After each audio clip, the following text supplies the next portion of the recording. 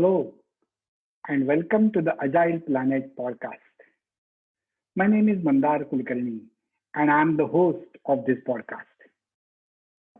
I will be interviewing the Agile experts from all over the world, taking the pulse of the planet Agile.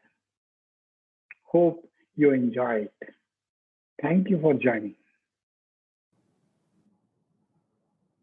Hello and welcome to another episode of the Agile Planet. Today, we have a guest from Singapore. His name is Mr. Sunil Mundra. I'm very happy to introduce Sunil in very few words, saying that Sunil is a very senior Agile consultant with more than 30 years of experience. He has worked at various levels of organization like team, program, and enterprise level, coaching the entire organization about agility. Not only that, Sunil is a published author of a book on enterprise agility that has been ranked very highly on number one on LinkedIn's best releases books. In addition to all this, Sunil is a very accomplished international speaker who has spoken to more than 30 plus conferences all over the world. With this, I would like to welcome Sunil Mundra to our chat and interview today. Sunil, welcome and please join us for this interview. Hi, Mandar. First of all, thank you so much for giving me this opportunity to have this conversation with you. I think we are reconnecting after 2 years when we probably last met in Pune at a conference. And it's really good to reconnect back with you. And I'm looking forward to this conversation.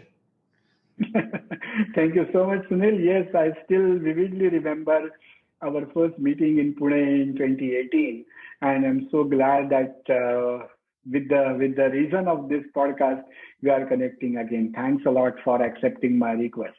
The pleasure is mine, Mandar. Thank you. So Sunil, I introduce you with few words which I could learn about you through internet and LinkedIn. But it would be appropriate, in my opinion, that if you give us the background, little detail than what I explained about your experience and about your work. Right. So I'm going to keep my introduction largely to the past 10 years. That is when I got introduced to agility after joining ThoughtWorks. Before ThoughtWorks, I worked for 10 years in IT companies in the financial product space as a business analyst product manager. And before that, I was in the consumer and corporate finance domain in non-IT companies, startups as well as public limited companies. Now, in these past 10 years, there are two aspects to why I feel so lucky to be where I am today. One is because I work for an organization which truly works and delivers in an agile way, which is ThoughtWorks, which has given me the opportunity to really understand what good looks like in terms of agility, because ThoughtWorks is well known for its agile ways of doing things, right? But the other point is that I have had the opportunity to work with organizations across the globe. It's been very interesting to see how different companies across industries, across sizes, across even sectors are trying to now improve agility. While there may be nuances across geographies, across industries, but the key challenges which remain before many organizations are largely the same. And what I have tried to do is distill those challenges as well as those enablers which I have seen which improve agility into the book. And it's a reflection of my international experience in working with teams, programs, organizations, and leaders. Sure. That was a very succinct and nice introduction, Sunil. Let's get started with my first question. Now it is based on your such a vast experience of various industries as well as various countries. So the simpler question is, whenever you approach a new assignment of agile consulting, at a new company, at new industry, at new country, where do you start? How do you go about developing your consulting philosophy and taking the steps towards the agility? Right. That's a great question, Mandar. I could talk about it for maybe half a day or even more, but I'm going to try and keep it short and give you the highlights of what we do in that stage. So when we are approached by a client or any organization for coming and helping them to improve agility, the first thing that we try to do is meet with the senior leaders to understand why do they want to move to a newer ways of working, to a newer philosophy, right? Mm-hmm. So the key thing that we try to focus on is what is hurting them right now. What are the challenges that they are facing, which is stopping them, which is slowing them down, which is hurting them, both as leaders as well as at the enterprise level. And once we understand those challenges, then we frame up something called as a discovery phase. And in this discovery phase, depending on the type of challenge that we want to address, at least in the immediate future, then we uncover the challenges which are there in those specific areas. The common approach to take is you look at 3 or 4 or 5 different areas, right? People, process, tools and technology, structure, and governance. And of course, you look at the feedback loops which the organization has with their customers. And within each of these areas, you try and see what's working well and what are the areas which are not working well, which could be improved. Now, many times organizations tell us that they have problems, but like a doctor, you have to go in and figure out whether it is a symptom or whether it is a real problem. And that is where a skill of a consultant, just like a skill of a doctor, comes in. So when we go in there, we try to look at the root causes of those problems in each of these areas that we want to investigate based on the problem statement, and then come up with our recommendations. And then again, you look at different levels, right? You look at the enterprise level. There are different variables that you look at, and which is different from the way you would look at the team level. Now, even at the team level, there are many organizations saying that we have adopted Agile at the team level, but it doesn't seem to be working. We have been doing this for a while.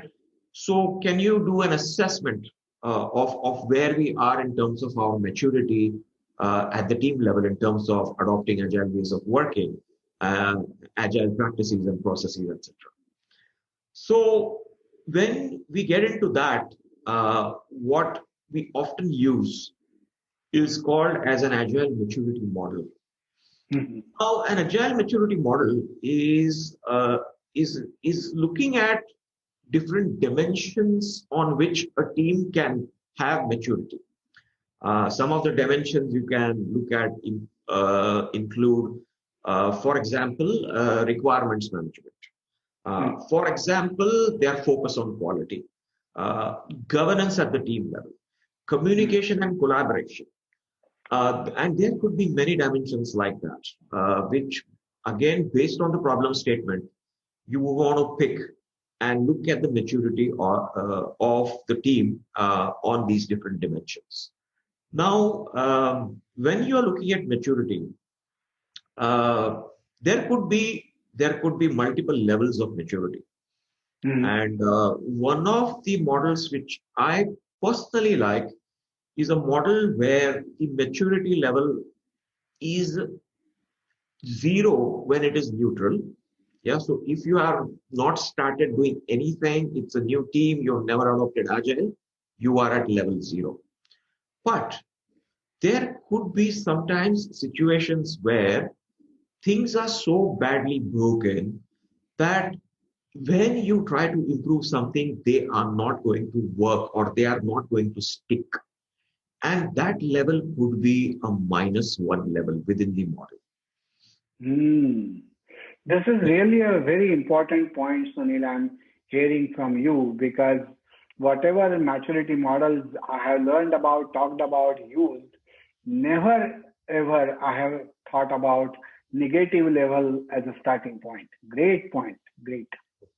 So the lesson here is that what you need to do to take something from -1 to 0 will be very different in terms of what you need to do when you need to move the needle from 0 to 1 and beyond. Absolutely. Okay? I'll give you an example of -1. Okay. Mm-hmm. I consulted with one organization where they purposely kept the developers and testers on different floors of the building. Hmm. And the logic was that we do not want our developers to be influenced by our testers. So, in this scenario, Yeah. if you try to implement agile ceremonies, agile practices, they are definitely not going to stick. Hmm.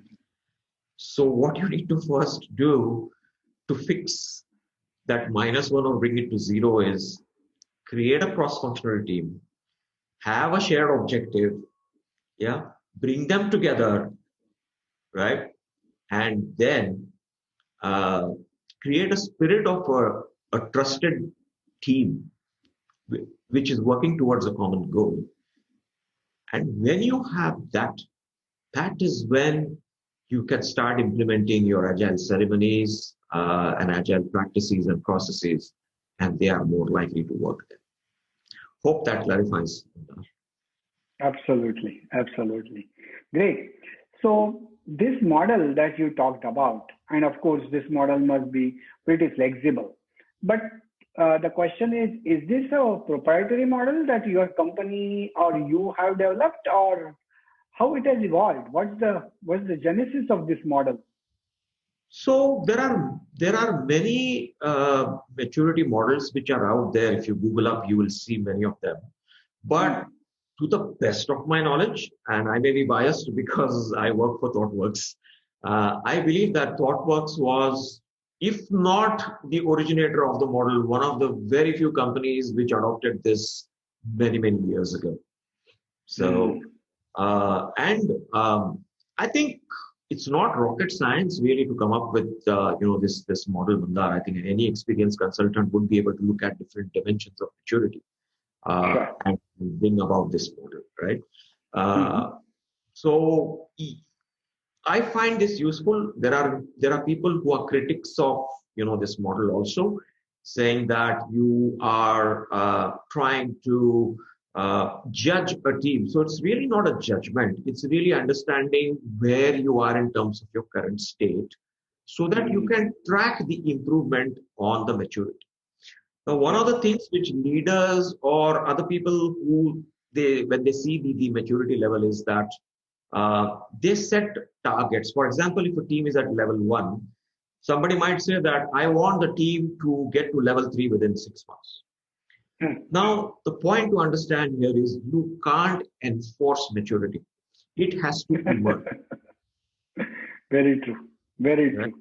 Very key concept, but many few people should really understand that. What you have to do is you have to put in enablers in place to make sure that the team has all the means at its hand and the mindset to improve the maturity. And therefore, one of the other things which I want to highlight in using the maturity model is that while you may have an external consultant or an agile expert come in and do your initial maturity assessment, the subsequent assessments should be done by the team itself, not by an external consultant. So it's important to educate the team on what this model means, what are the different dimensions, what are the different descriptions of each of the maturity level within a dimension. And then let the team decide periodically whether they have improved or not. Sure, somebody can facilitate that, but finally, it's the team who decides where they are in terms of maturity at a given point in time. And I believe if the team themselves get educated and reach up to the level of assessing themselves, that itself is a sign of a maturity. It is. It is. And it's actually a sign of leadership maturity also, that you are trusting the team to be able to self-assess themselves. And the team, it acts as a motivator for the team also. Right? So they know that they have to aspire. They know what the next level means. And then they will try and do their best to reach that level. That has been my experience while implementing this model. The other point to keep in mind, Mandar, also, before I forget, is that you may not need to aim for the highest maturity level on a given dimension, depending on your priorities and the constraints of the organization. A simple example is, for example, Amazon releases code into production every 11 seconds on an average. Now, that kind of continuous delivery and deployment maturity, you may not need in a bank. That's true. Yeah? So maybe if you are at a level lower than that, that is still okay for your organization. So while you have a current state and you are defining a target state, that this is where what good looks like for us is, and again, the target state is at a point in time, it can change, it can get better. But when you are fixing your target state, it is pointless to aim at the highest state for every organization, but being more realistic about where you want to be and what suits your purpose in terms of solving your problems, given the constraints that you have. I think that is also. Yeah. This customization or tailoring of the solution to the organization's reality is the crux. And I believe that's one of the key takeaways from this discussion. Absolutely. Agile is not a copy-paste. So it's work for some organizations, so let's copy everything that they have done and we'll do it that way. I think that temptation needs to be avoided. Sure. My next question is one of the areas which I myself try to figure out various ways of handling it. And that question is of resistance in the organization that a consultant like you and me feel, especially from the top leadership. Because in my conviction, in my belief, if any organization has to be transformed really in true sense of transformation, it has to be coming from the top. Yes. Sometimes the leadership understands that and they embrace it, but sometimes they do not, and they start resisting even if the good ideas are right. I would really like to get your insights about such situations and how do you handle them? It's a very common problem, Mandar, and it's a tough one. As you very rightly said, leadership alignment is the critical enabler for starting a transformation. Otherwise, you are setting yourself for failure from day one if you are not aligned as a leadership. So it is not just that, okay, some CEO believes that you need to transform and, the others are skeptical. I think often you have to rally the leadership behind you. You have to be able to convince them. So therefore, the CEO's role, the managing director's role is a little bit more critical, being first among equals to make sure that the leadership is aligned. Now, you really need to see there could be some resistance in some leaders, and you need to understand why that resistance is there. What are they fearing? And does somebody have their back if something goes wrong or doesn't work out in the transformation? Are they fearing that they would get exposed? Are they fearing that their silo would break and therefore they would lose their privilege or their identity in terms of managing that silo? Whatever that might be, we need to actually make sure as consultants that we really work with the leadership to align them on the common objectives that we want to achieve through the transformation. And this is the reason why many organizations actually are willing to change, or the leadership aligns to change when the survival of the organization is threatened. And often that can be a bit too late to make a transformation.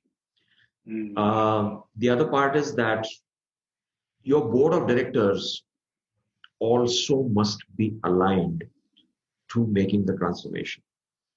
This is again very important because if your board of directors is putting pressure for you in a way that your first priority is to generate short-term profits, even if it comes at a long-term cost for the organization, then you will probably be less inclined to invest in transformation, to go through a little bit of a slowdown. Obviously, you will go faster after that.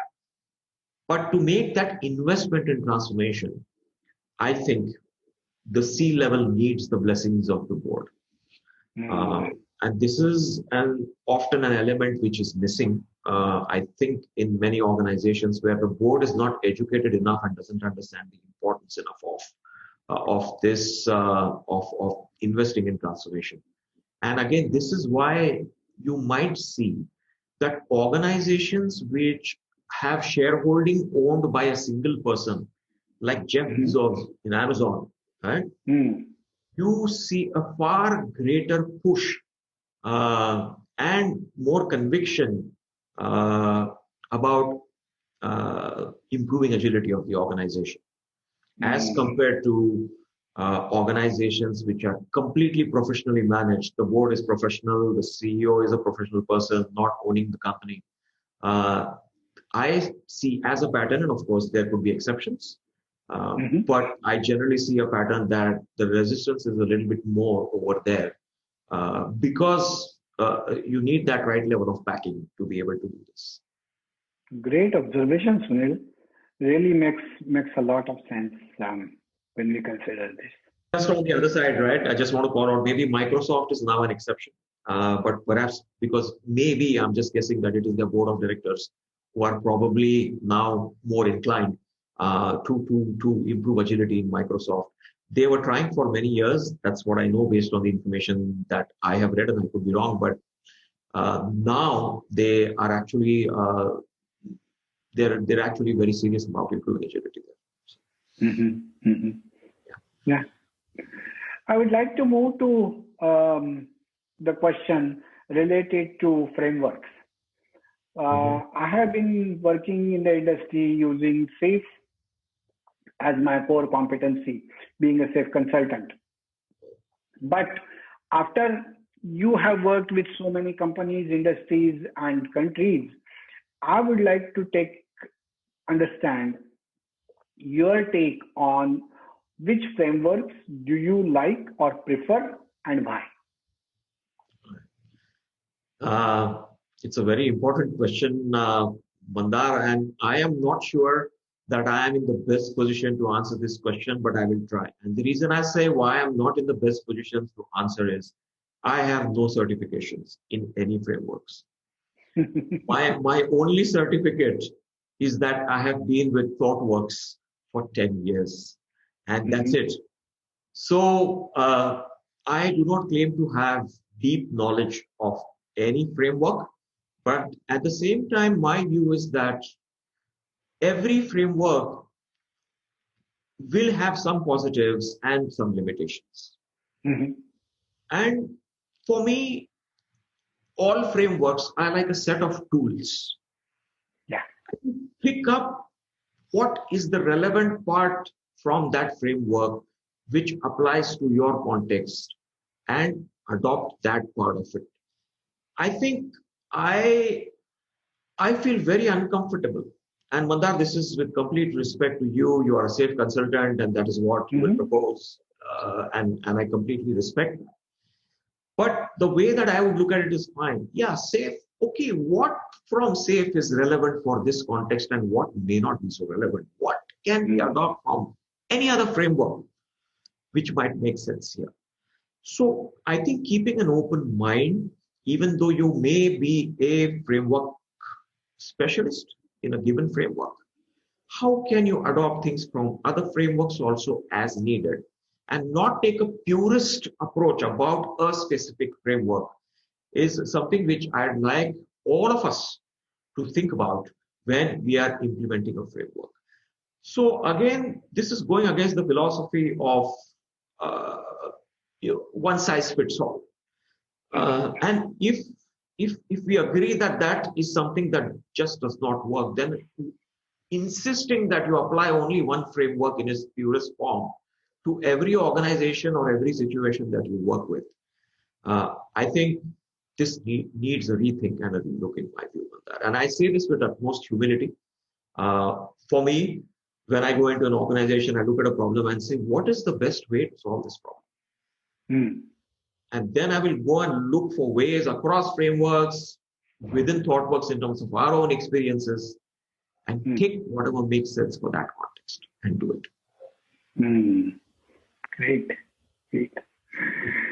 Okay, Sunil, thanks a lot for sharing so many different views about your experiences and the thoughts that you especially have implemented in last so many years. On our wrapping note, I really would like you to leave us with some kind of a key takeaways that you want our listeners, to take away with us. So, right. Please feel free to share whatever comes to your mind.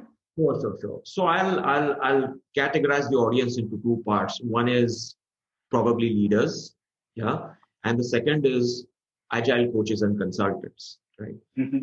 For the leaders, I would say that change is an imperative today. And you need to really look at the way you have modeled your organizations and whether that modeling is suitable enough for you to be able to deal with the current era of knowledge work and fast-paced change. More often than not, organizations are rooted in tayloristic philosophies. My belief is that organizations are complex adaptive systems and should be treated as such, and that is the premise of my book. So my request to leaders is to re-examine how their organizations are modeled in terms of being able to deal with knowledge work and fast-paced change. I think with respect to consultants, I'd say that really need to understand the root causes, the problems of what the organization is facing, and do not start an engagement on transformation or agile adoption or anything else unless you are very clear what problem is intended to be solved or what value addition is intended to be achieved by adopting agile or transforming to agile.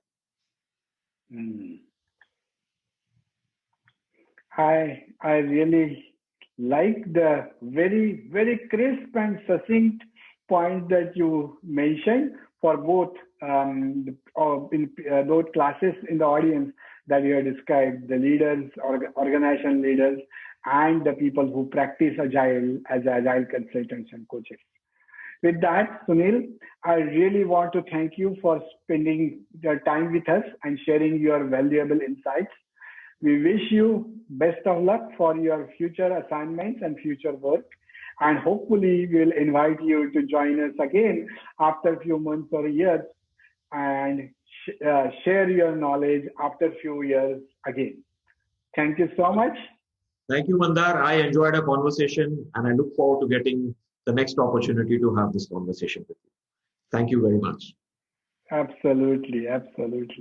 Thank you, Sunil. Bye-bye. Bye-bye. Hope you enjoyed this episode. Please like, share, and subscribe to this podcast and to this YouTube channel. Thank you.